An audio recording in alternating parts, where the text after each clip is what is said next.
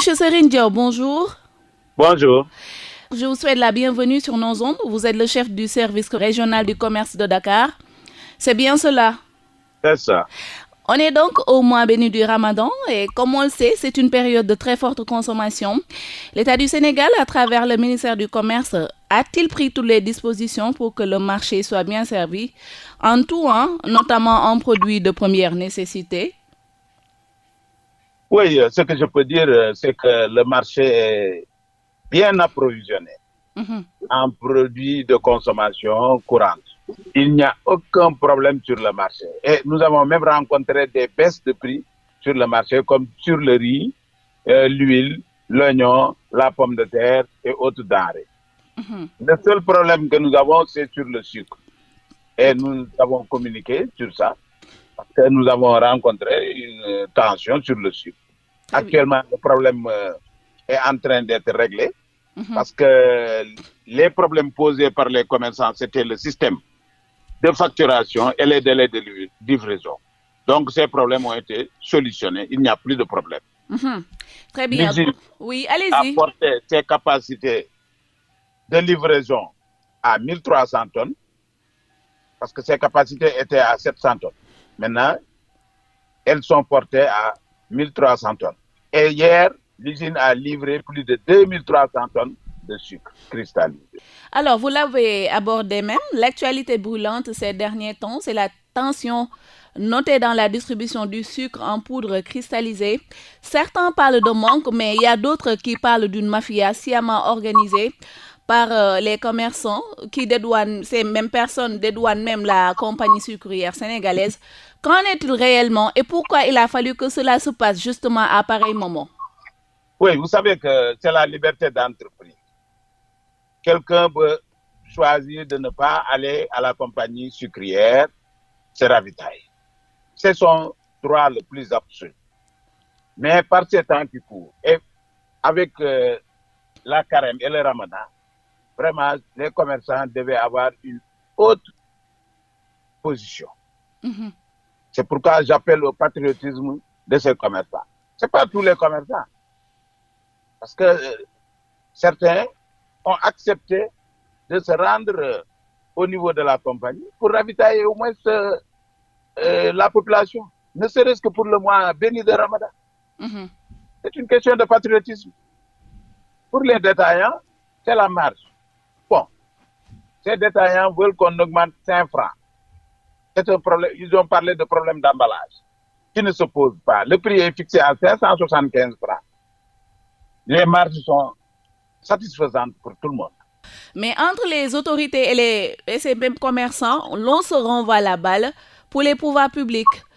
Les commerçants bloquent le sucre dans le seul but de mettre la pression à l'État concernant les DIPA, c'est-à-dire la demande à l'importation. Est-ce que vous affirmez cela?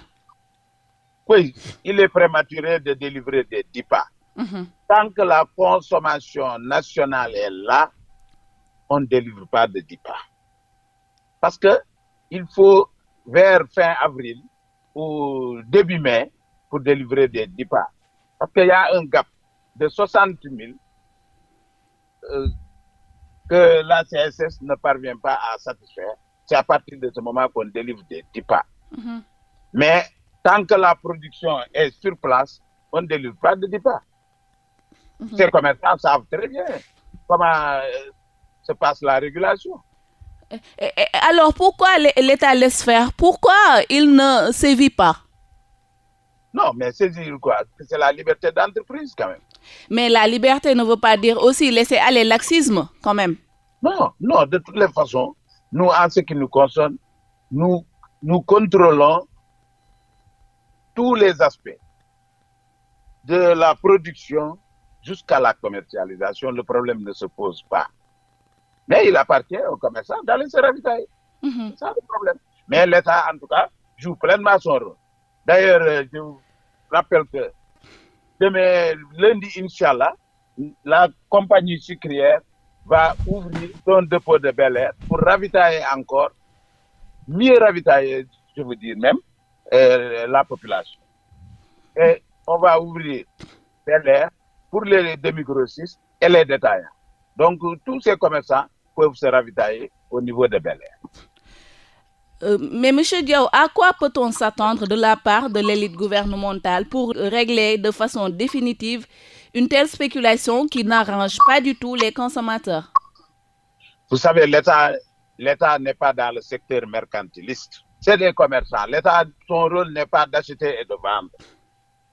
Si ces commerçants refusent de s'approvisionner, mais l'État n'y peut rien. C'est tout. De toutes les façons, nous jouons notre rôle de régulation. Le sucre est là et ces commerçants sont tenus d'aller s'approvisionner au niveau de la compagnie sucrière. C'était leur rôle.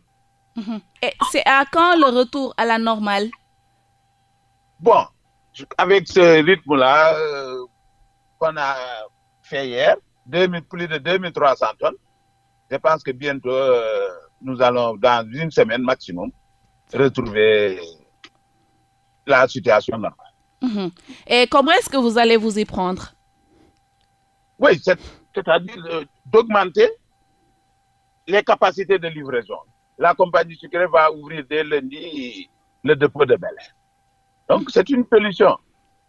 Le ravitaillement va s'accroître et vraiment, tous ces problèmes-là seront derrière. Et à part le sucre, on espère que d'autres produits ne vont pas suivre. Non, il y a vraiment des stocks satisfaisants vraiment sur le marché. Et même des baisses, je l'ai annoncé tout à l'heure, parce que pour le riz, par exemple, qui était à 300 000 francs la tonne, on peut l'avoir à 298 000. L'oignon et la pomme de terre sur le marché, vous voyez, le prix fixé est de 400 francs, 500 francs, mais on l'a à 300, 275 francs actuellement sur le marché. C'est de bons prix.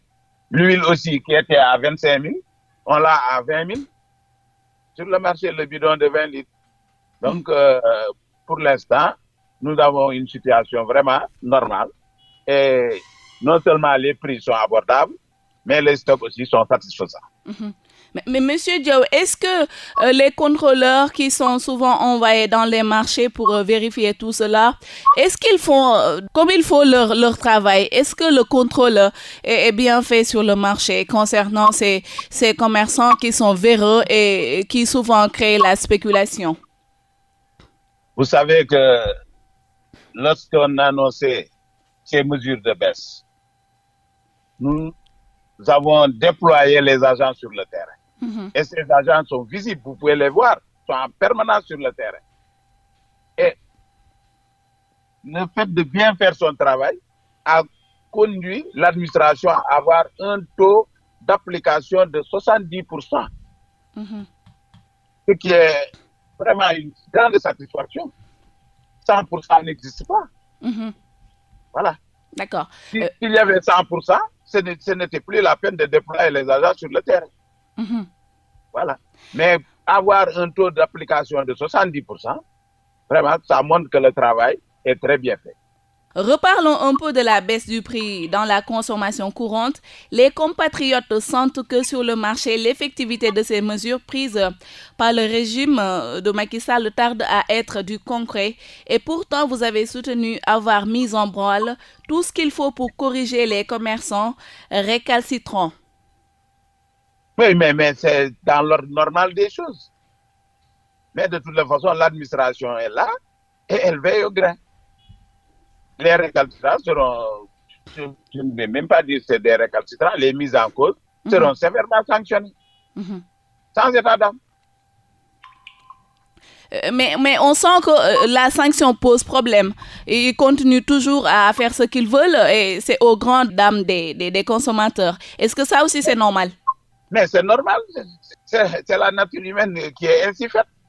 Tout le monde ne peut pas appliquer la loi. Il y a chaque fois certains qui passent entre les mailles des filets, c'est comme ça, c'est la vie.